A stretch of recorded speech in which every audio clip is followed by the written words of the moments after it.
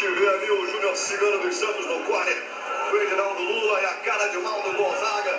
Vamos lá, calce suas luvas, coloque o seu protetor bucal e vamos nessa! Luta prevista para 3 rounds de 5 minutos, categoria peso pesado heavyweight, Gabriel Napão e Edinaldo Lula.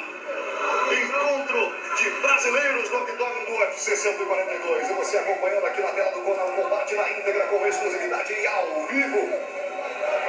Para você em todo o Brasil, de norte a sul do país. Brasil inteiro ligado aqui na tela do combate. Bermuda branca pro Napão.